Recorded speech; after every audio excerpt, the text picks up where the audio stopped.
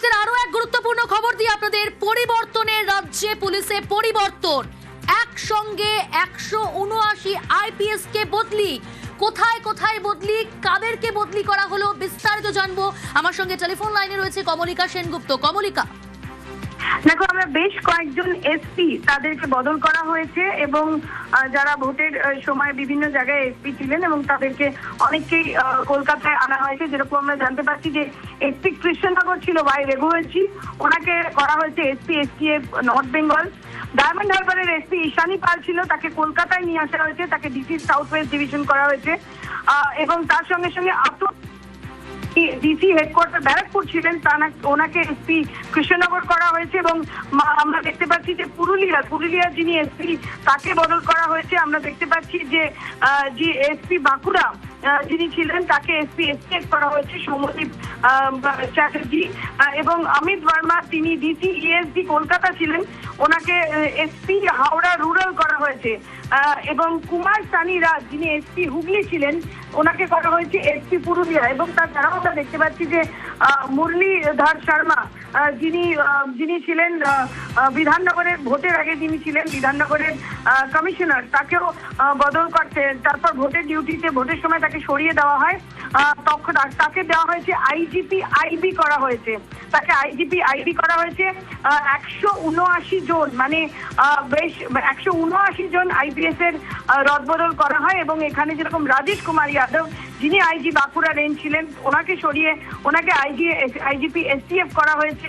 ঋষিকেশ মিনা তিনি IGP professional ছিলেন, ওনাকে আইজিপি অর্গানাইজেশন করা হয়েছে। মোট 12 জন এসপি কে বদল করা হয়েছে এবং অনেককেই যেরকম ঈশানী পাল অনেককেই কলকাতায় আনা হয়েছে, সেটাও দেখা যাচ্ছে, সেটাও খুব গুরুত্বপূর্ণ। যেরকম শিলিগুড়ির যিনি সিপি ছিলেন সৈয়দ ওয়াকার রাজা, উনি সিপি শিলিগুড়ি থাকবেন, ওনাকে ওখানেই পোস্টিং দেওয়া হয়েছে। মিরাজ খালেদ যিনি কলকাতা পুলিশের জয়েন্ট সিপি হেডকোয়ার্টার ছিলেন, তারপর ওনাকে সরানো হয়েছিল নির্বাচনের সময়, ওনাকে আইজিপি ট্রাফিক দেওয়া হয়েছে। তো খুব অত্যন্ত গুরুত্বপূর্ণ এই আলোক রাজোরিয়া যিনি ডিআইজি আইবি ছিলেন ওনাকে আইজিপি লিগাল করা হয়েছে। রূপেশ কুমার যিনি জয়েন্ট সিপি ক্রাইম নির্বাচনের আগে ছিলেন, জয়েন্ট সিপি ট্রাফিক নির্বাচনের সময় ছিলেন এবং ডিআইজি এসটিএফ ওনাকে করা হয়েছে।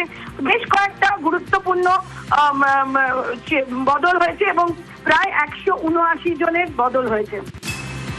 বেশ, আরো একবার জানিয়ে রাখবো আপনাদের, পরিবর্তনের রাজ্যে পুলিশে পরিবর্তন, একসঙ্গে 179 আইপিএস কে বদলি, 12 পুলিশ সুপারকে বদলি, ডায়মন্ড হারবারে এসপি বদল, বারাসাতের পুলিশ সুপার বদল, জলপাইগুড়ি কৃষ্ণনগরের এসপি বদল, বাঁকুড়া পুরুলিয়া বীরভূমের এসপি বদল, হাওড়া গ্রামীণের এসপি বদল। ডায়মন্ড হারবার বারাসাতের মতো রাজনৈতিকভাবে অত্যন্ত গুরুত্বপূর্ণ এই জেলা, সেখানেও এসপি বদল। পরিবর্তনের রাজ্যে পুলিশে পরিবর্তন, একসঙ্গে অত্যন্ত গুরুত্বপূর্ণ 179 আইপিএস কে বদলি, তার মধ্যে 12 পুলিশ সুপারকে বদলি করে দেওয়া হলো। কোথায় কোথায়? ডায়মন্ড হারবারের এসপি বদল, বারাসাতের পুলিশ সুপার বদল, জলপাইগুড়ি অত্যন্ত গুরুত্বপূর্ণ জেলা, জলপাইগুড়িতেও পুলিশ সুপার বদল, কৃষ্ণনগরের এসপি বদল, বাঁকুড়া পুরুলিয়া বীরভূমেও এসপি বদল করে দেওয়া হলো। হাওড়া গ্রামীণ, সেখানেও এসপি বদল। হাওড়া গ্রামীণ এলাকার আইন শৃঙ্খলা জোরদার করতে পুলিশের রদবদল, হাওড়া গ্রামীণ সেখানেও এসপি বদল করা হলো। বর্ষার 1 মাসে পরিবর্তনের রাজ্যে 1 মাসেই আমরা দেখছি পুলিশে পরিবর্তন, বড়সড় পরিবর্তন, বদলি হলো একসঙ্গে 179 আইপিএস, তাদেরকে বদলি করে দেওয়া হলো। 12 জন পুলিশ সুপারকে বদলি করে দেওয়া হলো।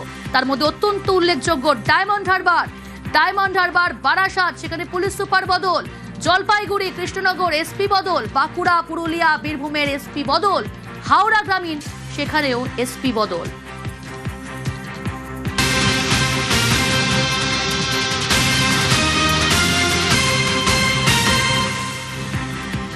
যে গুরুত্বপূর্ণ খবরে নজর রেখেছি, একসঙ্গে 179 আইপিএস কে বদলি, ভরসার 1 মাস, আজই 1 মাস পূর্ণ বিজেপি সরকারের, আর এই 1 মাসের মাথায় 179 আইপিএস কে বদলি, পাশাপাশি 12 পুলিশ সুপারকেও বদলি। পরিবর্তনের রাজ্যে পুলিশে পরিবর্তন।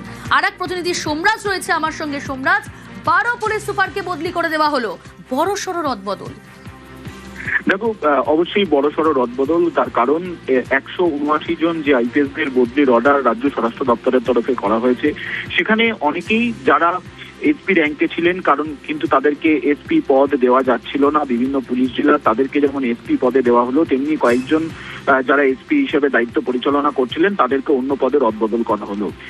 অবশ্যই নয়া সরকারের 1 মাস এবং সেই 1 মাসের মধ্যেই 179 জনের আইপিএস বদলি, যার মধ্যে কলকাতা পুলিশে বদল করা হয়েছে, যার মধ্যে সিআইডি তে রদবদল করা হয়েছে, যার মধ্যে এসটিএফ এ রদবদল করা হয়েছে এবং অবশ্যই এসপি পদও রদবদল করা হয়েছে। মোট 12 পুলিশ জেলার এসপি বদল করা হয়েছে, যার মধ্যে রয়েছে পূর্ব বর্ধমান, কৃষ্ণনগর, জলপাইগুড়ি, বারাসাত পুলিশ জেলা, ডায়মন্ড হারবার পুলিশ জেলা, দক্ষিণ দিনাজপুর, বারুইপুর পুলিশ জেলা, বীরভূম, বাঁকুড়া, হাওড়া গ্রামীণ পুলিশ জেলা, পুরুলিয়া, হুগলি গ্রামীণ পুলিশ জেলা। এই পুলিশ জেলার এসপিদের রদবদল করা হয়েছে। শুধু তাই নয়, আইডি র্যাঙ্ক থেকে শুরু করে ডিআইডি র্যাঙ্ক, প্রত্যেকটি র্যাঙ্কেই দেখা যাচ্ছে রদবদল করা হয়েছে। এই 179 জন আইপিএস এর রদবদল রাজ্য পুলিশের তরফে করা হলো এবং রাজ্য স্বরাষ্ট্র দপ্তরের তরফে নির্দেশিকা জারি করা হয়েছে। এর মধ্যে কয়েকজন আইপিএস যাদের পদোন্নতির অপেক্ষায় ছিল তাদের পদোন্নতিও করা হয়েছে, যেমন ডিআইজি র্যাঙ্ক থেকে আইজি র্যাঙ্ক দেওয়া হয়েছে বা এসপি র্যাঙ্ক থেকে ডিআইজি র্যাঙ্ক দেওয়া হয়েছে। অর্থাৎ সাম্প্রতিক সময় এই প্রথম পুলিশের রদবদল করা হলো রাজ্যের নয়া সরকার আসার পর। অবশ্যই সরকার পালা বদলের পর 179 জন আইপিএস এর রদবদল হলো, স্বরাষ্ট্র দপ্তরের তরফে জারি করা হলো নির্দেশিকা। এবং আমরা দেখেছি সোমরাজ, রাজ্যের মুখ্যমন্ত্রী শুভেন্দু অধিকারী, প্রশাসনিক প্রধান, তিনি একথা বারবার বলেছেন যে আইনের শাসন দরকার, বিজেপি সরকার আইনের শাসন চায়, রাজ্যে সুশাসন রক্ষা করতে হবে, প্রতিষ্ঠিত করতে হবে। সেই জায়গায় দাঁড়িয়ে ভরসার 1 মাসে এই যেটা বড় সড়ো পুলিশে পরিবর্তন, একসঙ্গে 179 আইপিএস কে বদলি, কতটা তাৎপর্যপূর্ণ? দেখো, অবশ্যই তাৎপর্যপূর্ণ। তার কারণ মুখ্যমন্ত্রী শুভেন্দু অধিকারী একটা বিষয় স্পষ্ট করে দিয়েছিলেন যে এবারে রাজ্যে আইনের শাসন চলবে এবং সেদিক থেকে দেখতে গেলে অবশ্যই পারফরমেন্সও একটা গুরুত্বপূর্ণ মাপকাঠি ছিল। তার কারণ তুমি দেখেছো যে রাজ্যের মুখ্য সচিব মনোজ কুমার আগরওয়ালও বেশ কয়েকটি প্রশাসনিক বৈঠকে স্পষ্ট করে দিয়েছিলেন এবার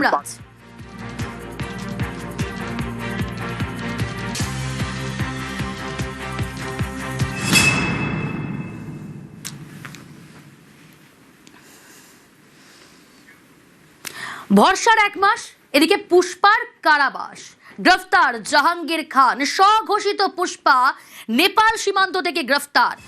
পালিয়েও রক্ষা পেল না পুষ্পা, নেপালে পালানোর ছক কষেছিলেন পুষ্পা।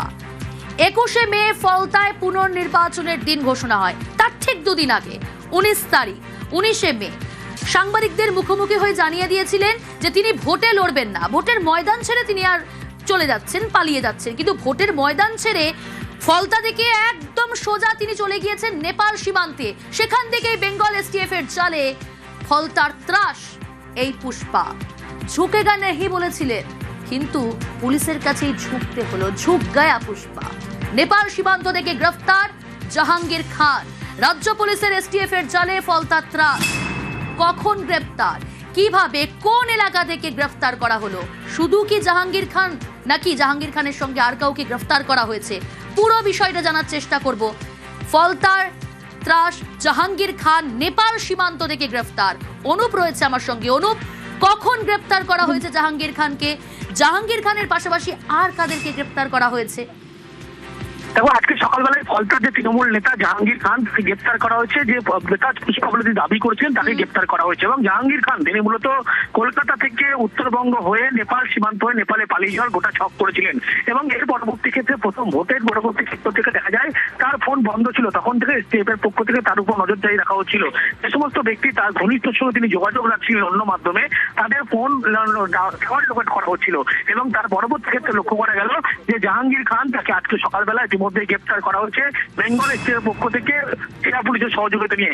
জাহাঙ্গীর খান নির্বাচনের পরবর্তী সময় যে নেপালে পালিয়ে যাবে গোটা পরিকল্পনা আগেই করেছিল এবং উত্তরবঙ্গ থেকে নেপাল হয়ে সীমান্ত হয়ে পালিয়ে যাওয়ার এই পরিকল্পনা করেছিল। নেপালে তার একটি স্কুলে তার ছেলেকে ভর্তি পর্যন্ত করেছিল এমনও তথ্য উঠে আসছে। এবং নেপাল পালানোর পিছনে তার যে ঘনিষ্ঠ কয়েকজন তাদের সহযোগিতা করেছিলেন। এক পরিচিত ব্যক্তির মাধ্যমেই তিনি নেপালে যে যোগাযোগ, সেখানে যোগাযোগ করে ওঠেন এবং সেখানে পরিবার নিয়ে পুরোপুরিভাবে পরিকল্পনা করেছিলেন সেখানেই বসবাস করবেন। সেই জন্য তার ছেলেকে সেখানে ভর্তি করেছিলেন এবং যাদের মাধ্যমে যোগাযোগ করা তিনি রাখছিলেন তাদের ফোন যে টাওয়ার লোকেট করা হয়, তার পরবর্তী ক্ষেত্রেই জাহাঙ্গীর খান অর্থাৎ পুষ্পাকে গ্রেপ্তার করা হয়। ভোটের পরবর্তী ক্ষেত্রে লক্ষ্য করা যায় যে জাহাঙ্গীর খানকে যখন তার গতিবিধি নজর রাখা হচ্ছিল এবং তিনি কোন রুট ব্যবহার করেছিলেন, কাদের সঙ্গে যোগাযোগ রাখছিলেন, এবং সেক্ষেত্রেই কিন্তু দেখা যায় উত্তরবঙ্গ হয়ে নেপাল সীমান্ত হয়ে তিনি নেপালে পালিয়ে যাওয়ার চক পড়েছিল। এবং শুধু জাহাঙ্গীর খান নয় অনুপ, তুমি যেমনটা বললে পরিবারকে সঙ্গে নিয়েই নেপাল সীমান্তে এবং নেপাল সীমান্তে অন্য দেশেও পালানোর ছক কষেছিল, পরিকল্পনা ছিল হয়তো জাহাঙ্গীর খানের, কিন্তু নেপাল সীমান্ত থেকে রাজ্য পুলিশের এসটিএফ এর জালে জাহাঙ্গীর খান গ্রেফতার। এই জাহাঙ্গীর খানের বিরুদ্ধে একাধিক অভিযোগ, ফলতার মাটিতে বেপরোয়া সন্ত্রাস জাহাঙ্গীর খানের, তার বিরুদ্ধে তোলাবাজি, দুর্নীতি, কাটমানি অভিযোগ রয়েছে, তার বিরুদ্ধে তৃণমূলে ভোট না দিলে ধর্ষণ, বাড়ি ভাঙচুরের পর্যন্ত হুমকি দেওয়া হয়েছে এই জাহাঙ্গীর খান এবং তার বাহিনী হুমকি দিয়েছে, তোলাবাজি, জমি দখল সহ ভুরি ভুরি অভিযোগ।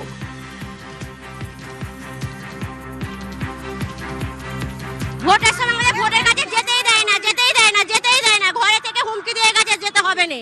আমরা মাসখানেক ছিলাম না, আমাদের কারেন্ট কেটে দিয়েছিল, জল দেবে না, বাস করতে দেবে না, মারধর করা হবে বেরোলে, এরকম মানে দিত সব সময়। আমরা সবসময় ভয় হয়ে থাকতাম, ঘরের ভিতর ঢুকিয়ে ঘরে দৌড় দিয়ে দেয়, দিয়ে বলে রেপ করবো, নয় ডায়মন্ডে নিয়ে যাবো, এরকম হুমকি দেয় আমাদের পাড়ায়। এত অত্যাচারের আর সহ্য করতে আমরা পাচ্ছি না। আজকের মনে মেয়েরা মুখ তুলে আজকে যেন আমরা তাকিয়ে আছি। আমার এই গত ভোটে আমার স্বামীকে আটকে রেখেছিল, আমাকে একাকে ভোট দিতে যেতে হয়েছিল, আটকে রেখেছিল, বলেছে তৃণমূলকে ভোট দিতে হবে। ঝুঁকেগা নেহি বলেছিলেন জাহাঙ্গীর খান, ঝুঁক গায়া পুষ্পা। গ্রেফতার জাহাঙ্গীর খান, ফলতা ত্রাস, একাধিক অভিযোগ, যেমনটা বলছিলাম স্থানীয় বাসিন্দাদের বক্তব্য শোনালাম। প্রতিনিধি অর্পণ রয়েছে। অর্পণ, স্থানীয় বাসিন্দা, তাদের কি প্রতিক্রিয়া? এতদিন ভয়ে ছিলেন, ঘর থেকে বেরোতে পারতেন না, এই ত্রাস ফলতার জাহাঙ্গীর খান অবশেষে রাজ্য পুলিশের এসটিএফ এর জালে, স্থানীয় বাসিন্দা তাদের কি প্রতিক্রিয়া? হ্যাঁ, লাইভে অর্পণ, স্থানীয় বাসিন্দা, সাধারণ মানুষ ফলতার, তারা কি বলছেন, কিভাবে দেখছেন?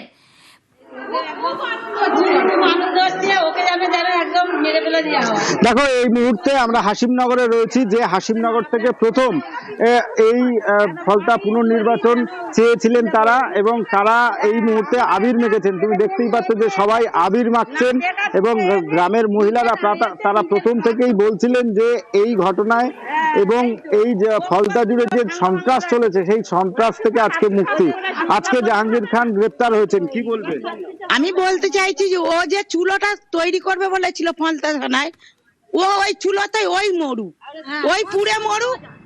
ও পরের জন্য চুলো করছিল, নিজের চুলোতে নিজেই তো ঢুকেছে। আপনাদের কিভাবে হুমকি দেওয়া হতো? হুমকি দেওয়া মানে অনেক রকম হুমকি দিত, ভোট দিতে দিত না, বাইরে গেলে পরে মুখের দিকে তাকিয়ে থাকতো, ভয় ভয় করে যেতে হতো। কত বছর ভোট দেন? ভোট দেয়া এই 3 বছর ধরো দেওয়া হয়নি, আর এই বছরে তো একদমই, তার মানে ভোট আমাদের কিছু লোকের দেয়া হয়েছে, তারপরে গিয়ে তার মানে মারধর করেছে, ভোট দিতে দেয়নি। আরো রয়েছেন গ্রামের বাসিন্দারা, তাদের সঙ্গে আমরা কথা বলবো। দিদিভাই, কিভাবে আপনাদের উপরে অত্যাচার করছে জাহাঙ্গীর? আপনারা কি চাইছেন?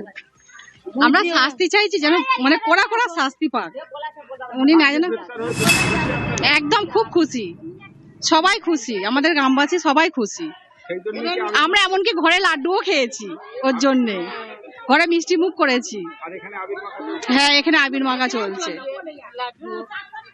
এখানেও সব লাড্ডুও চলবে, ওর জন্যই আনন্দে একদম আমরা একদম ফুলিয়ে চলছি, কোনো ভয় নেই, নেই।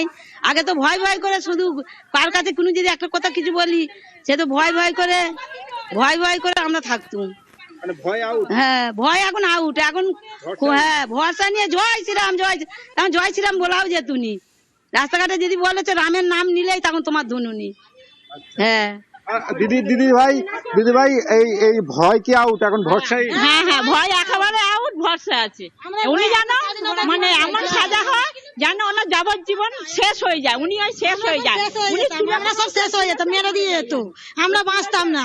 ওরা যদি জিততো আমাদেরকে মেরে ফেলে দিত, আমরা হাসিমনগরে থাকতে পারতাম না, আমাদেরকে কি হতো জানতাম না। কতটা উচ্ছ্বসিত, তাদের কথা শুনে বোঝা যাচ্ছে তাদের থেকে ভয় দূর হয়েছে, ভয় আউট, ভরসাইন। কারণ গ্রেফতার জাহাঙ্গীর খান, ত্রাস ফলতা। ভোটের আগে জাহাঙ্গীর বলেছিলেন পুষ্পা ঝুঁকেগা নেহি, কিন্তু ভোটের আগের দিনই ভোট ময়দান ছাড়ার ঘোষণা, পালা বদলের আগেই পগার পার, আর এবার গ্রেফতার পুলিশের জালে। বরাবর ঝুঁকতেই হলো এই পুষ্পাকে। উনি নিজে সশরীরে গিয়ে সিংঘম দেখাচ্ছে। উনি যদি সিংঘম দেখায় আমরাও পুষ্পা ঝুঁকে জানি। উনি নিজে সশরীরে গিয়ে সিংঘম দেখাচ্ছে। উনি যদি সিংঘম দেখায় আমরাও পুষ্পা ঝুঁকে জানি।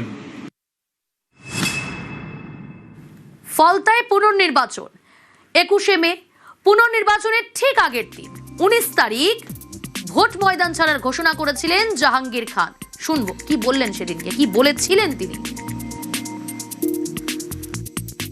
সোনার ফলতা হোক, এটাই আমার স্বপ্ন ছিল। সম্মানীয় মুখ্যমন্ত্রী ফলতা উন্নয়নের জন্য স্পেশাল প্যাকেজ দিচ্ছে, সেই জন্য আমি আগামী 21শে মে যে রিপোল আছে সেই রিপোলের কন্টেস্ট থেকে আমি নিজেকে দূরে সরিয়ে দিলাম। ঝোঁকা শুরু হয়েছিল আগেই, আর এবার গ্রেফতার। জাহাঙ্গীর ময়দান ছাড়তেই মুখ খুলতে শুরু করেন এলাকাবাসী। আমাদের গোটা ফলতা বিধানসভাটা মানুষকে পুরো ভয়েতে রেখেছিল, একটা আতঙ্কে। আমাদেরকেই তো থাকতে দিত, যে 4 তারিখে তোদেরকে গুলি করে মারবো এই করতো, আমরা তো সব সময় ভয়ে থাকতাম, রাতে ঘুম পর্যন্ত কেড়ে নিয়েছিল আমাদের কাছ থেকে। ভরসার 1 মাস, পুষ্পার কারাবাস। নাম না করে দেবরাজ চক্রবর্তীকে নিশানা করতে গিয়ে পুষ্পার কথা বলেছিলেন মুখ্যমন্ত্রী।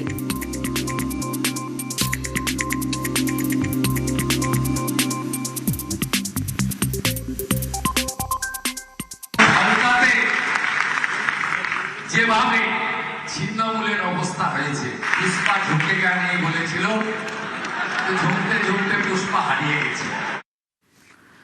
গোটা বিষয় নিয়ে স্থানীয় বিধায়ক, তার কি প্রতিক্রিয়া, তিনি কি বলছেন শোনাবো। ফলতায় জাহাঙ্গীর আজকে গ্রেপ্তার হয়েছে। পুলিশ এবং এসটিএফ বিভিন্নভাবে বিভিন্ন জায়গায় তল্লাশি করেছিল, পালিয়ে গেছিল। 26 তারিখ পর্যন্ত মহামান্য হাইকোর্টের আদেশ অনুযায়ী কোনো স্টেপ নিতে পারেনি। পরবর্তীকালে ও পালিয়ে যায় এখান থেকে। তো প্রচুর অভিযোগ থানাতে জমা পড়েছে। নেপালে হয়তো পালিয়ে গেছিল, নেপালে বর্ডার থেকে হয়তো ধরেছে। আর এর সঙ্গে যারা ছিল তারা অনেকেই জেলে আছেন এবং অনেকেই এখনো বর্তমানে বাইরে রয়েছে, পালিয়ে বেড়াচ্ছে। এদেরও সবাইকে অ্যারেস্ট করা উচিত এবং জেলে পড়া উচিত। ধন্যবাদ এসটিএফকে যে আজকে অ্যারেস্ট করেছে। অবশেষে গ্রেফতার জাহাঙ্গীর খান। আর ফলতায় মিষ্টি বিলি ছবি দেখাবো আপনাদের, দেখুন। ভয় আউট, ভরসা ইন। ফলতাবাসী আজ আনন্দিত, উচ্ছ্বসিত। গ্রেফতার জাহাঙ্গীর খান। ফলতা ত্রাস, সেই ফলতা ত্রাস জাহাঙ্গীর খান পুলিশের জালে। ফলতায় মিষ্টি বিলি স্থানীয়।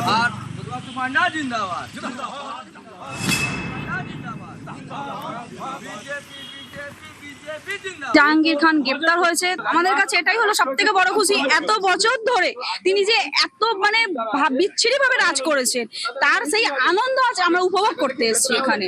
অবশ্যই লাড্ডু বিতরণ চলছে, আমরা সবাই একে অপরকে খাইয়ে নিজেদের মধ্যে আনন্দ প্রকাশ করে আমরা সেলিব্রেশন করছি। 2021-এ আমার হাজবেন্ডকে কি করেছে, কোম্পানি